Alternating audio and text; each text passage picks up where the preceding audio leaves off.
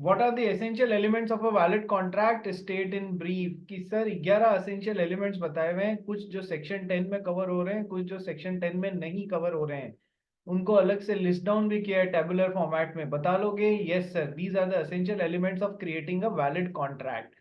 छोटे में बताना है, ब्रीफ में, किसी को प्रॉब्लम नहीं आ सकती। Let's come to second question. All contracts are agreements, but all agreements are not contracts. Kindly comment. तो सर क्या क्या तीन चीजें बोलोगे कि sir contract is an agreement which is legally enforceable. An agreement is said to be legally enforceable वाली बात, तो सर समझाना क्या है कि सर एक तो सारे essential elements होने चाहिए of formation of a contract, number one.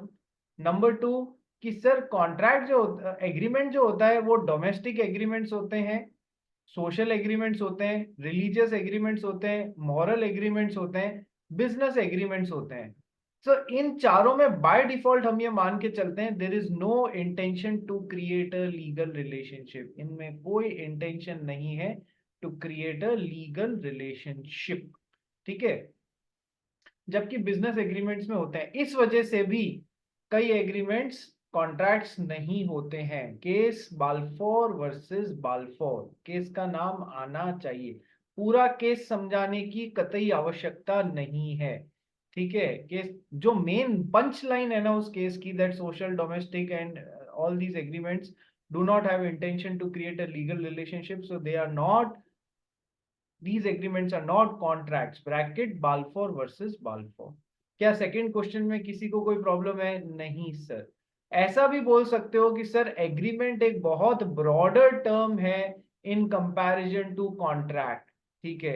अब सर जैसे और भी एग्रीमेंट्स होते हैं कि सर ये सोशल एग्रीमेंट्स, डोमेस्टिक एग्रीमेंट्स, ये सब इधर आते हैं, और जहाँ intention to create legal relationship होता है वो कॉन्ट्रैक्ट के दायरे में आता है, ठीक है सर। और भी एग्रीमेंट्स होते हैं कि सर जैसे वॉइड एग्रीमेंट्स हैं, वो तो खैर वैसे ही एनफोर्सेबल नहीं है, इस वजह से सारे एग्रीमेंट्स कॉन्ट्रैक्ट्स नहीं बन पाते हैं, जबकि कॉन्ट्रैक्ट तो बनेगा ही तब जब उसमें एग्रीमेंट और लीगल एनफोर्सेबिलिटी दोनों पार्ट्स होंगे। Next question. एक फादर हैं, ही promised to pay his son a sum of rupees 1 lakh if the son pass CA examination in the first attempt। पिताजी ने बच्चे को बोला फर्स्ट अटेम्प्ट में पास करेगा तो 1 लाख रुपया दूंगा। Son pass the examination in first attempt but father failed to pay the amount as promised. Father साहब दे नहीं पाए उन्होंने, या दिया नहीं, कुछ भी बोल लीजिए। तो सर अब सबसे पहली बात बताओ ये एग्रीमेंट था कैसा? कि सर घरेलू एग्रीमेंट, घर के लोगों के बीच में बनने वाला एग्रीमेंट था। Yes sir, it was a domestic agreement. Yes, जहां घरेलू सिचुएशन नहीं होती है, आपको कहीं पर किसी ने डिनर पे इनवाइट किया या as a chief guest invite किया है और आपने आने को हाँ बोला है, तो आप सोसाइटी के नॉर्म्स के लिए जा रहे हैं, तो इट्स अ सोशल एग्रीमेंट। समझ में आया कब डोमेस्टिक एग्रीमेंट और कब सोशल एग्रीमेंट वर्ड को यूज करना है? कासट हो गई प्रॉब्लम हाँ सॉल्व? सर। हाँ सर। ठीक है। तो तो फिर हाँ, किसको प्रॉब्लम है? तो बेटे जब मनी की बात हो रही है तो फिर how will it be a domestic money की बात, फाइन।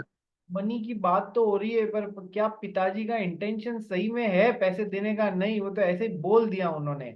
वैसे ही जैसे कि बालफोर वर्सेस बालफोर में हस्बैंड ने बोल दिया यार तू यहीं रेस्ट कर ले, मैं तेरे को थोड़ा बहुत पैसा भेज दिया करूंगा, हर महीने इतना रुपया भेज दिया करूंगा। उनका कोई कोई लीगल फाउंडेशन या लीगल रिलेशनशिप में आने का मादा था क्या? इंटेंशन था क्या? नहीं नहीं, कतई नहीं सर। तो वही तो पिताजी ने भी यूं ही बोल दिया तू पास कर ले मैं साइकिल दिला दूंगा, या तू पास कर ले मैं कार दिला दूंगा, या तू पास कर ले फर्स्ट अटेम्प्ट में 1 लाख रुपए दे दूंगा। क्या कभी कोई इंटेंशन था लीगल रिलेशनशिप का? Sir by default in social and domestic agreements there is no intention to create legal relationship. बात समझ में आ गई सम्यक जैन? ठीक है, यही तो अपन ने पढ़ा है, ठीक है। अब सन भी है ना, files a suit for recovery of the amount, कि सर अपने पैसे की रिकवरी के लिए पापा ने मुझे वादा किया था, मैंने कर भी दिया, पापा ने दिया नहीं, चलो सूट फाइल कर दिया कि पैसे, इन्होंने तो कॉन्ट्रैक्ट तोड़ा है, मेरे को मेरे पैसे दिलाओ। कोर्ट क्या बोलेगा, सबसे पहले फादर और सन के बीच में सही में कोई कॉन्ट्रैक्ट है क्या, फिर जब डिटेल्स में जाएंगे तो देखेंगे अरे ये तो एक तरीके का डोमेस्टिक एग्रीमेंट है, so there is no intention to create a legal relationship, so this is not a contract. जब ये कॉन्ट्रैक्ट है ही नहीं तो कोर्ट में क्या इन्फोर्स कराने आए हो, जब ये कॉन्ट्रैक्ट है ही नहीं तो कोर्ट में एनफोर्स क्या होगा, हवा में से कोई चीज निकाल के थोड़ी ना एनफोर्स होगी। बात समझ में आई? खुशबू, कविश, सृष्टि, खुशी, Raghav Kabra, Shreya Biyani, Tanay Rathi, Jiya, Shreya Biyani, yes sir. Video on क्यों नहीं है तेरा? 2 मिनट सर। अरे बाप रे, मैं तो ऑलरेडी 10 मिनट दे दिए थे, 10 मिनट लेट चालू किया, फिर वीडियो ऑन क्यों नहीं है? ठीक है, ये ऐसे मत किया करो यार। नाउ सन भी ठीक है, son files a suit for recovery of the amount. Sir son ने सीए अच्छे से नहीं करी है, सीए अच्छे से करी होती तो सीए फाउंडेशन के कोर्स में एक बिजनेस लॉस के सब्जेक्ट में एक टॉपिक है कॉन्ट्रैक्ट एक्ट, वो पढ़ के समझ लिया होता कि ये तो डोमेस्टिक एग्रीमेंट है, मेरा कुछ नहीं होना जाना। तो पढ़ाई ढंग से नहीं की, पता नहीं कैसे सीए बन गया। State along with reasons whether son can recover the amount, no reasons बता दिए। डोमेस्टिक एग्रीमेंट नाम आना चाहिए, intention to create legal relationship word आना चाहिए, और बाल्फो वर्सेस बाल्फो केस का नाम आना चाहिए। जब तक ये तीन चीजें आंसर में एग्जामिनर को देखने को नहीं मिलेगी, क्या क्या तीन चीजें बताई है मैंने? सर इनको अपन लॉ की भाषा में क्या बोलते हैं? कीवर्ड्स। जब तक ये कीवर्ड्स पे डिपेंड करता है आपको नंबर मिलेंगे या नहीं मिलेंगे।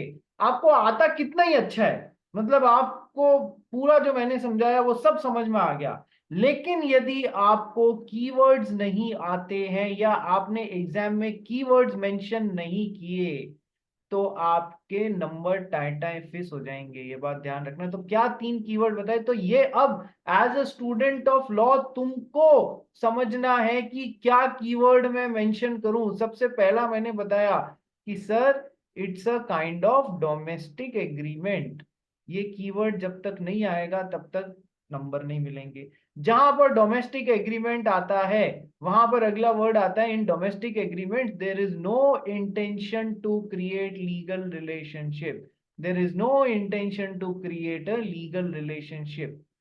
ठीक है, और जब तक ये intention to create legal relationship in domestic agreements नहीं होता है और सोशल एग्रीमेंट्स नहीं होता है, ये कौन से उससे आ रहा है कि sir Balfour versus Balfour case से आ रहा है। जब तक ये तीन कीवर्ड्स तुम मेंशन ना करोगे तब तक टाटा फिस एग्जामिनर एग्जाम में कॉपी चेकर नंबर नहीं देगा। ठीक है भाई, इस तरीके से निकालते रहना कि सर हमें कैसे पता पड़ेगा कौन से कीवर्ड्स हैं आंसर में और कौन से नहीं है। तो बेटा दो तरीके से तुमको पता पड़ेगा, और टेक्निक यही है जो मैं बता रहा हूँ, कोई एग्जामिनर अलग से नहीं बता सकता, कोई पढ़ाने वाला अलग से नहीं बता सकता, कि इन दो तरीकों से।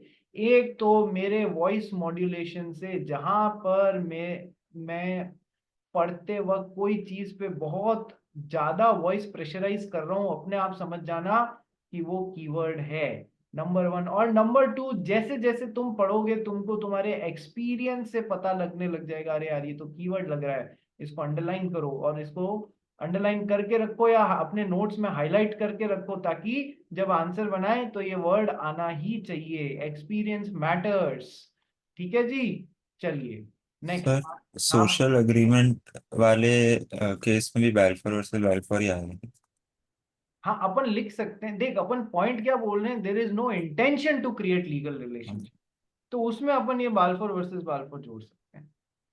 ठीक है, mainly social and domestic agreements में तो चिपकाना ही है अपने। ठीक है, ठीक है, हाँ सर। चलिए। तो क्या ये वैलिड कॉन्ट्रैक्ट है? नहीं सर, नहीं है। ठीक है, अब जब तुम पढ़ोगे तो तुम आगे जब थोड़े से एक्सपीरियंस मतलब लॉ से अकस्टम्ड हो जाओगे तो there is no intention to create legal relationship, पहला पॉइंट हाइलाइटर लेके बैठा करो या अपने पेन से लिख दिया करो, as it is a domestic agreement. ठीक है, और तीसरा यहाँ पर जो आया नहीं है वो लिख लेना, बाल्फोर वर्सेस बाल्फोर। ठीक है, चलिए नेक्स्ट। एक्स ने वाई को इनवाइट किया डिनर के लिए, वाई ने उसका ऑफर एक्सेप्ट भी कर लिया लेकिन गया ही नहीं। क्या एक्स वाई के ऊपर कि मैंने तो तेरे लिए अरेंजमेंट किया था, पैसा मेरा 50,000 रुपया खर्च हो गया डिनर के ऊपर, तो क्या वो डैमेजेस डिमांड कर सकता है? सर काहे, किस चीज के अंडर करेगा? कोई कॉन्ट्रैक्ट बना है? नहीं सर, नहीं बना है। क्यों? For above reason, same social agreement. ठीक है, next. X of Kashmir invites Y of Kanyakumari to stay with him during summer vacation. कि सर कश्मीर के आदमी ने कन्याकुमारी के आदमी को बुलाया कि छुट्टियों में यहाँ आ जाओ, हमारे यहाँ पर बड़ी ठंडा ठंडा कोजी कोजी कूल कूल रहता है। तो उसने एक्सेप्ट भी कर लिया इनविटेशन। जब वो वहां पहुंचा, उसने देखा कि दरवाजे पे ताला पड़ा हुआ है और फिर उसको होटल में रुकना पड़ गया, उसका बेचारे का खर्चा हो गया, तो क्या डैमेजेस मान सकते? अरे नहीं, सोशल एग्रीमेंट है, no intention to create legal relation. अपने दोस्तों को बोलते हो कि अरे तू छुट्टियों में हमारे यहाँ आ जा, सूरत से मुंबई आ जा यार, कोई प्रॉब्लम नहीं है, अपन सब सब सब साथ में खेल कूद लेंगे, मजे करेंगे, ये करेंगे वो करेंगे। और जब वो आता है तो देखता है तुम तो ऑलरेडी भाग गए हो कहीं पर और, पर खुद छुट्टियां मनाने चले गए हो, तो उसको कितना बुरा लगेगा। ठीक है, तो बुरा लगेगा तो अपन क्या करें? कॉन्ट्रैक्ट में तो इसका कोई इलाज नहीं है। ठीक है, वो कॉन्ट्रैक्ट में तुम्हारे ऊपर केस नहीं कर सकता है। ठीक है, नेक्स्ट। पॉकेट मनी देने का वादा किया, 1,000 रुपए पर मंथ, 6 महीने दी, उसके बाद में स्टॉप कर दिया। Sir again domestic agreement. Next. X agrees to marry Y. X ने वाई के साथ में शादी करने का वादा किया। Y dies before the marriage takes place. X ने और वाई ने आपस में वादा किया अपन एक दूसरे के साथ में शादी करेंगे। भाई ठीक है, वैलिड कॉन्ट्रैक्ट है, कोई प्रॉब्लम नहीं है, ओके सर।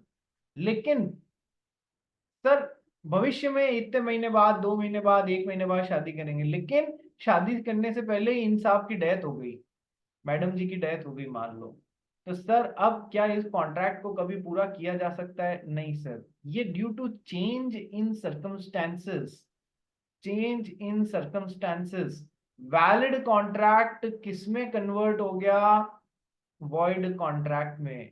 सर एक बार तो सब था, contract is an agreement which is legally enforceable, लेकिन चेंज इन सर्कमस्टांस होते ही अब सर वैलिड कॉन्ट्रैक्ट किस में कन्वर्ट हो गया? वॉइड कॉन्ट्रैक्ट में। और वॉइड कॉन्ट्रैक्ट कभी भी वैसे भी पूरे ना तो एनफोर्सेबल है ना पूरे किए जा सकते हैं। बात समझ में आई? Yes sir, so it's a void contract. Next, question number 8। Sir ये हाँ सर बोलो। एक ये क्वेश्चन हाँ, अक्षित मेरे को बोलो। एक डाउट था कि अच्छा बोलो, इसमें ऐसा हो सकता है कि पॉसिबिलिटी ऑफ परफॉर्मेंस नहीं है तो फिर अलाउड नहीं है? देख, इनिशियली इम्पॉसिबल था क्या? नहीं, बट बाद में हो गया तो अभी मैं बोल सकता हूँ ना कि सब्सिक्वेंट अब contract needs impossibility, too. Subsequent impossibility जो है, देख एक तो होता है कॉन्ट्रैक्ट बनाते समय ही इनिशियल, ये वर्ड्स याद रखना बहुत इंपॉर्टेंट है। एक तो कॉन्ट्रैक्ट बनाते समय ही इनिशियल इम्पॉसिबिलिटी ऑफ परफॉर्मेंस होती है, पूरा नहीं किया जा सकता। और एक होता है कॉन्ट्रैक्ट बनाते समय तो पॉसिबल था, लेकिन बाद में due to change in circumstances या due to change in law, sir अब वो वैलिड कॉन्ट्रैक्ट किस में कन्वर्ट हो गया? वॉइड कॉन्ट्रैक्ट में। तो इसको वर्ड मैं क्या कॉन्ट्रैक्ट। बोलता हूं लॉ की भाषा में? सब्सिक्वेंट या फिर सुपरवीनिंग, सुपरवीनिंग इम्पॉसिबिलिटी। ठीक है, एक तो जो कॉन्ट्रैक्ट बनाते समय ही होती है, एग्रीमेंट बनाते समय ही होती है, तो फिर वो कैसा एग्रीमेंट बनेगा? शुरुआत से गलत एग्रीमेंट बनेगा। Word increment. और जो कॉन्ट्रैक्ट बनाते समय तो पूरा हो सकता था, लेकिन सब्सिक्वेंटली या अब बाद में due to change in circumstance या चेंज इन लॉ अब हम उसको पूरा नहीं कर सकते, तो सब्सिक्वेंट इम्पॉसिबिलिटी तो वो हो जाएगा वॉइड कॉन्ट्रैक्ट। अपन एक ही बात को अलग अलग रास्ते से पहुंचना है। बात समझ में आई? कासट क्या हुआ? हाँ सर, थैंक यू। सर ये आंसर में ये जो कंक्लूजन जो अपने को लिखना है कि वर्ड कॉन्ट्रैक्ट बन जाएगा, इसके लिए इसके अलावा वर्ड एग्रीमेंट और वर्ड कॉन्ट्रैक्ट भी एक्सप्लेन करना पड़ेगा ना? क्या समझा? क्या बोला? मैं समझा नहीं। मतलब ये आंसर जब लिखेंगे तो वर्ड एग्रीमेंट और वर्ड कॉन्ट्रैक्ट भी एक्सप्लेन करना पड़ेगा ना, कि डायरेक्ट वो कंक्लूजन लिख सकते हैं? डिपेंड करेगा कितने नंबर का क्वेश्चन है, 2 नंबर से लेके 7 नंबर तक के आते हैं। 2 नंबर में 7 नंबर जितना तो मैं घुसाऊंगा तो डब्बा फट जाएगा ना। यस, तो सीखोगे अभी तुम कितना लिखना है, जितने नंबर का आएगा उतने ही लिखेंगे हम, ज्यादा नहीं लिखेंगे। ठीक है, चलिए question number 8। X, a coolie in uniform, carried Y's luggage from railway platform to taxi without being asked, तो implied offer हो गया।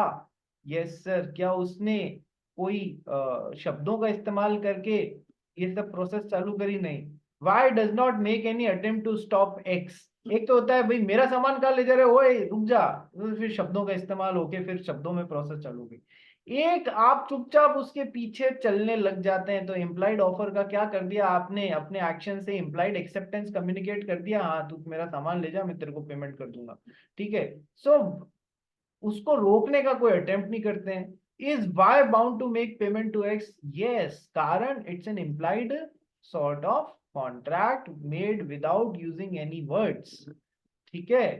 तो इम्प्लाइड ये भी बता देना, इम्प्लाइड ऑफर था, इम्प्लाइड एक्सेप्टेंस हो गया, तो बिल्कुल कॉन्ट्रैक्ट बन गया है, ठीक है। Question number 9, X agrees to sell his ambassador car to Y for 80,000 और 90,000। क्या कोई कॉन्ट्रैक्ट बना? नहीं सर, इसलिए नहीं बना क्योंकि क्या कारण है बिया, नहीं बता, कॉन्ट्रैक्ट क्यों नहीं बना बियानी? अरे श्रेया बियानी कान साफ नहीं करती है क्या? हेलो। हाँ कान साफ नहीं करती है, ये इंटरनेट सही नहीं आ रहा है तेरे? इंटरनेट सही नहीं आ रहा। ओके ठीक है, तो बता फिर क्या होगा इसमें, क्यों ये वैलिड कॉन्ट्रैक्ट नहीं है? सर इसमें ये सर्टेनिटी नहीं है, सर्टेनिटी ऑफ दी। सर्टेनिटी का एलिमेंट गायब है, देयर इज अनसर्टेनिटी, तो अनसर्टेनिटी से तो कॉन्ट्रैक्ट्स बनते नहीं है, ठीक है, बिल्कुल सही। The essential elements of there must be certainty is not there, तो इस वजह से ये नहीं है। चलो मैं तुमसे इसी तर्ज पे दो क्वेश्चन पूछता हूँ, दो सिचुएशंस बताता हूँ, ऐसा एग्जाम में क्वेश्चन आ सकता है। मान लो हमारा आरुष मुंदड़ा जो है वो एक है ना खाने पीने का तेल बेचता है, oil, he is an oil vendor, ठीक है। ये एक ही ये है ना बहुत सारे तरीके का ऑयल बेचता है, जैसे कि मूंगफली का तेल बेचता है, जैसे कि सनफ्लावर ऑयल बेचता है, जैसे कि राइस ब्रान ऑयल बेचता है, जैसे कि पाम ऑयल बेचता है, जैसे कि डालडा ऑयल बेचता है, ठीक है। इतने सारे तरीके के खाने पीने की पूरी वैरायटी है इसके पास में। तो सर मिस्टर एक्स गए और यहाँ पर बोले इसको आरुष मुंदड़ा को कि भैया ये पकड़ो 500 रुपए, 500 रुपए का तेल पैक कर देना। सर कैसा एग्रीमेंट है कि सर ये इसलिए गलत एग्रीमेंट है क्योंकि देर इज अनसर्टेनिटी का एलिमेंट। अरे भाई कौन सा पैक करना है वो तो तुमने बताया ही नहीं, 500 रुपए का कौन सा तेल पैक करना है, ठीक है। तो ये क्या अनसर्टेनिटी का एलिमेंट है, तो ये वॉइड एग्रीमेंट है, शुरुआत से गलत है, नंबर 1। लेकिन यदि हमारा आरुष मुंदड़ा ओनली ओनली मूंगफली के तेल में डील कर रहा होता, तो क्या भले ही इसने एक्सप्रेस नहीं किया कौन सा तेल पैक करना, हमें अपने आप सिचुएशन से समझ में आ गया कि वो मूंगफली के तेल की बात कर रहा है, यस सर। तो सर सर्टेनिटी का एलिमेंट यदि कहीं से सर्टेनिटी लाई जा सकती है तब तो वो बन जाएगा वैलिड कॉन्ट्रैक्ट, अदरवाइज वो अनसर्टेनिटी के कारण बन जाएगा वॉइड एग्रीमेंट। क्या ये बात समझ में आई? ठीक है एवरीवन, यस सर। चलिए आगे बढ़ते हैं।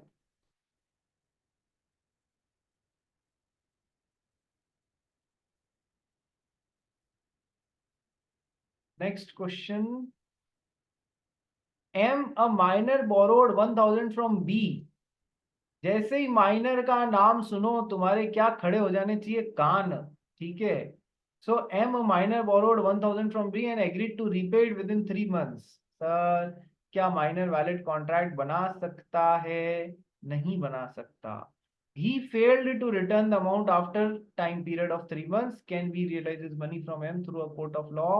सर इसको हम अभी और डिटेल में पढ़ेंगे जब हम चैप्टर पढ़ेंगे ना कैपेसिटी टू कॉन्ट्रैक्ट या कॉम्पिटेंसी टू कॉन्ट्रैक्ट, वहां पर और डिटेल इससे रिलेटेड केस लॉज और पढ़ेंगे। अभी के लिए तो आप ये समझ लो कि agreements made with minors are void agreement, शुरुआत से गलत एग्रीमेंट होते हैं। क्या शुरुआत से गलत एग्रीमेंट को कभी भी कोर्ट में एनफोर्स कराया जा सकता है? नहीं कराया जा सकता। तो फिर कैसे पैसे वसूलोगे यार? हालांकि इसमें बाद में बहुत सारे डेवलपमेंट्स हुए हैं जो मैं इस चैप्टर में बताऊंगा कि सर ऐसे तो सारे माइनर्स फिर देश में हाहाकार मचा देंगे, लोगों के पैसे उधार ले लेके और उनको कभी चुकाएंगे नहीं, तो फिर इसका क्या इलाज निकला, किस हद तक निकला, ये सब हम उस चैप्टर में कवर करेंगे, ठीक है sir. So basically minors are not competent to contract, तो इट्स अ वॉइड एग्रीमेंट। बाकी देखते हैं। Question number 11, Z agrees with A to discover treasure by magic. मैं जादू से तुम्हारे लिए ये क्या कहते हैं, सोना और ये सब ट्रेजर ढूंढ के लाऊंगा। Is the agreement valid? नहीं, क्यों नहीं, बताओ। पॉसिबिलिटी ऑफ परफॉर्मेंस नहीं है। Possibility of performance. Possibility of performance नहीं है, क्योंकि ये एक ऐसा टास्क है कि जिसको हम इम्पॉसिबल मानते हैं। हमारे लॉ में और साइंस में ये कोई मैजिक वैजिक कोई चीज नहीं होती है, ठीक है। इम्पॉसिबिलिटी ऑफ परफॉर्मेंस है, क्योंकि सर मैजिक से नहीं, कोई चीज ऐसी नहीं होती है, ठीक है। नेक्स्ट क्वेश्चन नंबर 12 पे चलते हैं। X agrees to let his flat to Y for use as a gambling den on a monthly rent of rupees 10,000. After 3 months, Y stopped making the payment of the rent. Advise X, क्या वो पैसे recover कर सकता है? Cannot recover rent। देखो दो situation है, इसको भी क्वेश्चन को में से दो सवाल निकालते हैं अपन। एक तो हमारे कासट साहब ने मुंद्रा साहब को अपना घर रेंट पे दिया, बस रेंट पे दिया, और बदले में 10,000 रुपए महीने लेने की बात करी सर। और दूसरा है, कासट ने मुंदड़ा को अपना घर रेंट पे गैम्बलिंग डेन चलाने को दिया, जुए का अड्डा चलाने के लिए दिया, ठीक है, और बदले में 10,000 रुपए महीने लेने की बात हुई। सर पहला एग्रीमेंट जहां मैंने केवल घर को रेंट पे दिया है, सर क्या वो वैलिड कॉन्ट्रैक्ट नहीं है? हर तरीके से सही है या नहीं है? Contract is an agreement which is legally enforceable. क्या लॉफुल ऑब्जेक्ट था या नहीं था? Yes sir. कोई घर को गैम्बलिंग डेन जैसे थोड़ी ना देने की बात थी, तो लॉफुल ऑब्जेक्ट और बाकी सारे एलिमेंट्स भी प्रेजेंट थे, तो सर ये बिल्कुल वैलिड कॉन्ट्रैक्ट होगा। लेकिन सर यहाँ पर गैम्बलिंग का जुआ घर, जुआ अड्डा चलाने के लिए दिया है, तो सर क्या इसका लॉफुल ऑब्जेक्ट है? नहीं sir, it is not having a lawful objective. So is it a contract here? No sir। जब कोई कॉन्ट्रैक्ट है ही नहीं और इसने 6 महीने बाद, 3 महीने बाद पैसे देना बंद कर दिया, तो सर क्या एनफोर्स कराओगे कि ये मुझे पैसे नहीं दे रहा है? अरे ये तो शुरुआत से गलत एग्रीमेंट है, because it is not having a lawful objective. Gambling कहां पर मना किया गया है? हमारे क्रिमिनल लॉज में मना किया गया है, गैम्बलिंग नहीं करने की है, इस वजह से it is not having a lawful objective. बात समझ में आई? Yes sir. अब इधर वापस आओ इस वाले एग्जाम्पल पे। सर के ने एम को, कासट ने मुंदड़ा को रेंट पे दिया था घर, एकदम रहने के लिए या कुछ नॉर्मल काम करने के लिए, लेकिन ऐसे लेने के बाद में ये गैम्बलिंग डेन चलाने लग गया यहां पर। अब तीसरा एग्जाम्पल समझ में आया जो मैं अभी उठा रहा हूं? पहला तो था केवल रेंट पे दिया, दूसरा था कि सर गैम्बलिंग डेन जैसे ही रेंट पे दिया, तो सर पहला तो वैलिड कॉन्ट्रैक्ट है, दूसरा वॉइड एग्रीमेंट है। तीसरा एग्जाम्पल मैं क्या ले रहा हूं कि सर के ने एम को अपना घर नॉर्मली रेंट पे दिया था, लेकिन थोड़े टाइम बाद वो वहां पर गैम्बलिंग डेन चलाने लग गया, अब बाद में पैसे भी देने बंद कर दिए। बोलो क्या ये अपने पैसे वसूल पाएगा रेंट के? सर कॉन्ट्रैक्ट तो वैलिड है ना? Yes sir. इसने कोई जुआ जैसे चलाने के लिए थोड़ी दिया था, इसने तो नॉर्मली घर दिया था। तो वो अलग बात है कि उसने बाद में उस को पैसे मतलब उस जगह को गैम्बलिंग के लिए यूज करना चालू कर दिया। पर इनका कॉन्ट्रैक्ट किस लिए था कि सर मैंने तो घर के लिए यूज करने के लिए दिया था, तो क्या अब यदि ये पैसे नहीं दे रहा है तो इस कॉन्ट्रैक्ट को एनफोर्स करा सकता है? सर बिल्कुल करा सकता है। कारण है इसने तो बिल्कुल वैलिड कॉन्ट्रैक्ट बनाया था। बात समझ में आई? Yes sir. कासट जी हाथ उठाया था, क्या हुआ? सर यही पूछना था कि अगर कॉन्ट्रैक्ट बनते टाइम ऐसा कुछ नहीं है, बट उसके बाद में अगर कुछ चालू हुआ तो फिर क्या? हाँ, उसके बाद में भी इसकी परमिशन से चालू हो गया सर, फिर ये वैलिड कॉन्ट्रैक्ट किस में कन्वर्ट हो जाएगा? वॉइड कॉन्ट्रैक्ट में कन्वर्ट हो जाएगा, क्योंकि अब चेंज है। पर सर बिना इसकी परमिशन के हुआ, अपने मर्जी से ही उसने गैम्बलिंग डेन में कन्वर्ट कर लिया, सर ये वैलिड कॉन्ट्रैक्ट ही है, ध्यान रखना। रेंट नहीं दे रहा है तो हम वसूल लेंगे, ठीक है जी। चलिए सम्यक क्या हुआ? तो बट गैम्बलिंग ये इलीगल थोड़ी होता इन इंडिया। क्या बोल रहा है? गैम्बलिंग लाइक गोवा गोवा में होते हैं ना। गोवा वोवा में होते हैं, बिल्कुल होते हैं। उसके अलावा तमिलनाडु में भी लॉटरियां चलती हैं। ठीक है, उसके अच्छा अलावा ये तो इलीगल होता है क्या? बाकी सब छोड़, तमिलनाडु और केरल में भी लॉटरी चलती है। पता पड़ा सम्यक ने अपना बोरिया बिस्तर बांधा यहाँ से और तमिलनाडु में ही जाके सेट हो गया कि मैं तो लॉटरी खेलूंगा। ठीक है, तो ऐसा है, केवल वहां की सरकारों द्वारा इस एक्टिविटी को अपने यहाँ पर अलाउ कर देने से वो लीगल नहीं हो जाती हैं। कल को मान ले हमारा सम्यक गया तमिलनाडु घूमने के लिए, ठीक है, या केरल घूमने के लिए गया, वहां उसने लॉटरी टिकट खरीदा किसी एक हाउस से, बम्पर लॉटरी नाम का लॉटरी हाउस है, उससे खरीद लिया। ओके, टिकट नंबर जो था इसका वो मैच कर गया और इसके 1 करोड़ रुपए की लॉटरी खुली। लेकिन यदि उस लॉटरी वाले ने इसको पैसे देने से मना कर दिया तो क्या ये उसको जाके एग्रीमेंट को कोर्ट में एनफोर्स कर सकता है? इसलिए नहीं कर सकता सर क्योंकि ये शुरुआत से गलत एग्रीमेंट है, इट्स अ वॉइड एग्रीमेंट। वहां पर वो पुलिस वगैरह कुछ एक्शन नहीं ले रही है इस गलत एग्रीमेंट के लिए, उससे क्या वो गलत एग्रीमेंट सही हो जाएगा? नहीं। बात समझ में आई क्या हो रहा है, एक पर्दे के पीछे खेल चल कैसे रहा है? हाँ इनफैक्ट इनफैक्ट तमिलनाडु की गवर्नमेंट ने या जो ऐसी साउथ की कुछ गवर्नमेंट्स हैं इन्होंने तो इसको अपना रेवेन्यू का सोर्स बना लिया है कि और कोई जीते न जीते रोज गवर्नमेंट को 1-10 करोड़ रुपए मिल जाए करेंगे इससे। ठीक है, लोग खूब लॉटरियां खेलते हैं वहां पर। आरुष बोल क्या हुआ? सर पूछा था ऑब्जेक्टिव और कंसिडरेशन क्या आंसर अनलॉफुल है कैसे समझूं मैं, क्योंकि समझो रेंट वाला था तो अनलॉफुल कंसिडरेशन भी तो बोल सकते हैं वहां पे। जब अपन चैप्टर पढ़ेंगे lawful object and lawful consideration करके एक चैप्टर आएगा, हाँ तब उधर अपने को ये बात पता पड़ेगी। मैं अभी से ही बता देता हूँ कि इन दोनों को करीब करीब इंटरचेंजेबली ही यूज कर लिया जाता है। हालांकि अलग अलग हैं पर इंटरचेंजेबली इसलिए, और हमको कभी ये नहीं आएगा कि डिफरेंशिएट कैसे करें, ऐसा क्वेश्चन नहीं आएगा। ये लॉफुल ऑब्जेक्ट है, लॉफुल कंसिडरेशन है, बस अपने को ये बोलना है गलत है। ठीक है, ओके सर, थैंक यू। ठीक है। मुंद्रा जी कौन पढ़ रहा है साथ में या कौन डिस्टर्ब कर रहा है आपको? हम्म, कोई नहीं, मेरा भाई आया था एक समय, उसको बोल रहा था। अच्छा भाई आया था, चलिए आइए नेक्स्ट आगे बढ़ते हैं। जिया जैन, श्रेया बियानी, श्रेया कर्नावट, खुशबू, समझ में आ रहा है या नहीं आ रहा है? दिख नहीं रहे हो इसलिए पूछ रहा हूँ बार बार। चलिए आगे बढ़ते हैं कि सर हम अदृश्य हैं, हम मिस्टर इंडिया हैं। ये अनिल कपूर की एक मूवी आई थी मिस्टर इंडिया, ठीक है, किसी ने देखी है वो मूवी?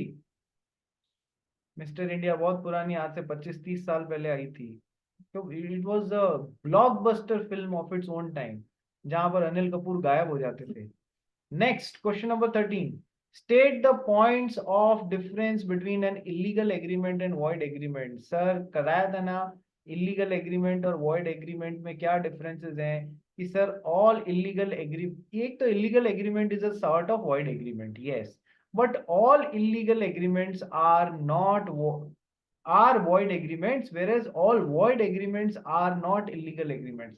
गलत एग्रीमेंट बनाया तो ये जरूरी नहीं है उसके लिए आपको जेल ही डाल दिया जाए, जबकि ऐसा इलीगल एग्रीमेंट बनाया गया है तो वो तो शुरुआत से गलत होता ही होता है। Next, X invites Y, a film actor Salman Khan, to his daughter's engagement and dinner party. Y accepts the invitation and promises to attend। कैसा एग्रीमेंट बन रहा है सर? अभी तक तो कि सर सोशल एग्रीमेंट दिख रहा है। X made special arrangement for Salman Khan at the party. तो अरे खान साहब आ रहे हैं भाई, 2 लाख रुपए तो उनकी आवभगत के लिए अलग से खर्च दिए, ठीक है, कि वो आए तो एकदम ग्रैंड होना चाहिए सब। But he did not turn up, Salman तो सलमान है। X enraged with Y's behavior, बहुत गुस्सा आया, wanted to sue for loss incurred in making special arrangement। तेरे लिए 2 लाख रुपए का अरेंजमेंट किया और मार्केट में ये भी फैल गया कि तू आ रहा है, तू आया नहीं तो ले फिर अब पैसे भर उसके।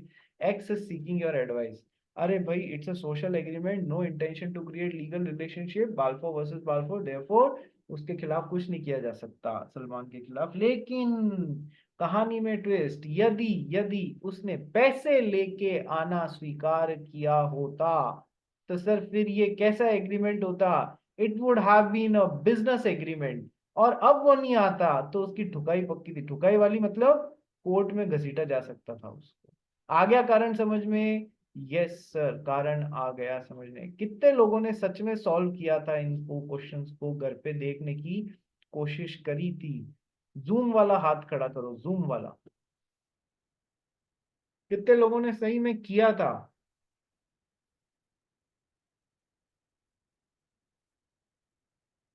क्यों भाई मुंदड़ा जी, क्यों नहीं किया था आपने? सर एक बार सब पढ़ के ऐसे ओरल नहीं किया था, सॉल्व नहीं, रिटर्न नहीं हाँ किया तो था। रिटर्न का मैं बोल भी नहीं रहा हूँ, एक बार देखने का, गो थ्रू का ही, और शॉर्ट में अपने हाथ से आंसर लिख लेते, और क्या। कोई रिटर्न में करने का नहीं बोल रहा हूँ मैं, फालतू टाइम खराब करने के लिए नहीं है अपने पास में। ठीक है, जब लिखना होएगा ना तब मैं आपको भर भर के लिखाऊंगा भी। जैसे कि मेरे देखने की इच्छा होती है कि आप लोगों ने वॉइड एग्रीमेंट की क्या लिखा, वॉइड कॉन्ट्रैक्ट के लिए क्या लिखा, वॉइडेबल कॉन्ट्रैक्ट के लिए क्या लिखा, ये आगे काम आएंगे, चैप्टर्स बनेंगे ये पूरे। आप लोगों ने कॉन्ट्रैक्ट की डेफिनेशन के लिए क्या लिखा, आप लोगों ने वॉइड एग्रीमेंट और वॉइड कॉन्ट्रैक्ट के बीच में डिफरेंस क्या लिखा टैबुलर फॉर्मेट में, इलीगल एग्रीमेंट के लिए क्या लिखा, essential elements of a valid contract के लिए क्या लिखा, आप लोगों ने सोशल एग्रीमेंट, डोमेस्टिक एग्रीमेंट के लिए क्या लिखा, केसेस के लिए क्या लिखा, बाल्फोर वर्सेस बाल्फोर। सर जब तक ये अभी तक आपकी कॉपी में नहीं आ गए होंगे ना, तब तक आगे की जिंदगी आपकी खराब होने वाली है। जिसने किया है उसको आगे मजा आने वाला है, जिसने नहीं किया है उसको तकलीफ होने वाली है। हाँ भाई, किसी को कोई प्रॉब्लम नहीं है तो हाथ नीचे कर लो, प्रॉब्लम नहीं है तो हाथ नीचे कर लो। ठीक है, प्रॉब्लम है क्या सृष्टि? हाँ सर, ये इफेक्ट ऑन कोलैटरल एग्रीमेंट के बेस पे कैसे टाइप के क्वेश्चन आ सकते हैं? इफेक्ट ऑफ कोलैटरल एग्रीमेंट के लिए ऐसे क्वेश्चंस आ सकते हैं कि सर एक तो वैलिड कॉन्ट्रैक्ट है, बिल्कुल सही कॉन्ट्रैक्ट है, ठीक है, उसके पैरेलल एक एग्रीमेंट या कॉन्ट्रैक्ट बनाया गया है जो इसको सपोर्ट कर रहा है, तो सर ये भी तो बिल्कुल एनफोर्स कराया जा सकता है। ठीक है, एक है वॉइड एग्रीमेंट बनाया है, उसके पैरेलल एग्रीमेंट बनाया जो इसको सपोर्ट कर रहा है, सर वॉइड है, इलीगल नहीं है, तो सर ये सेकंड कॉन्ट्रैक्ट भी तो एनफोर्स कराया जा सकता है। लेकिन sir if it is an illegal agreement, some other agreement is supporting it and the parties know that their activities are supporting them, an illegal agreement, so a collateral or parallel agreement to an illegal agreement is also considered as an illegal, इसलिए उसको enforce कराने के लिए courts पीछे हट जाते हैं, क्योंकि वो कहीं ना कहीं इलीगल चीज को सपोर्ट कर रहा है। ऐसे क्वेश्चंस आएंगे। जो दो एग्जाम्पल बताए थे ना, मर्डर करने के लिए दो जनों ने एग्रीमेंट किया, मर्डर करने के लिए गन खरीदने के लिए मनी लेंडर से पैसे लिया, मनी लेंडर को पता था कि ये पैसे से गन खरीदेगा, ठीक है, उधार दिए हुए पैसे से। तो sir this second set of agreement collateral और parallel to an illegal agreement, so इसको भी वॉइड माना जाता है, गलत माना जाता है। फिर मनी लेंडर अपने पैसे लेने मांगे आएगा तो मना कर दिया जाएगा कि नहीं भाई, you can not enforce this contract. ठीक है, आया समझ में सृष्टि? हाँ सर, थैंक यू। ओके सृष्टि, मेरे को शक्ल ही याद नहीं आ रही जब तक लोग है ना, अब जैसे आरुष की याद रहने लग गई, सम्यक की याद रहने लग गई, कुछ बच्चे पहले से पढ़ रहे हैं उनकी भी समझ है, जब तक तुम वीडियो ऑन नहीं करोगे एक जो बॉन्ड बनता है ना स्टूडेंट और टीचर के बीच में, वो नहीं बनेगा। ठीक है, इसलिए सब जने ऑन रखो, मुझे तो याद ही नहीं आएगा कि पूछ कौन रहा है बस। ठीक है, सृष्टि नाम पढ़ के ध्यान पड़ जाएगा कि अच्छा सृष्टि जी पूछ रहे हैं। ओके चलिए, अब अपन सेकेंड चैप्टर चालू करेंगे आज, चैप्टर नंबर 2, जो मेरे नोट्स का एक्चुअल में चैप्टर नंबर 2 है, बट आपका मॉड्यूल देखोगे ना जो आईसीआई की उस पे है, तो चैप्टर नंबर 1 नोट्स का और जो चैप्टर नंबर 2 है वो एक ही चैप्टर बना के मॉड्यूल में दिया हुआ है। मैंने क्या अलग बना दिया, टॉपिक ऑफर एंड एक्सेप्टेंस, इतना बड़ा है और अलग से किया जाना चाहिए, तो मैंने ऑफर एंड एक्सेप्टेंस को नोट्स में थोड़ा सा अलग बना दिया, कोई प्रॉब्लम वाली बात नहीं, इजी हो गई है चीजें उससे। नंबर 1, सर आप सब लोगों ने रजिस्टर कर लिया या नहीं कर लिया है फॉर योर एग्जामिनेशंस? एग्जाम क्या, सॉरी ये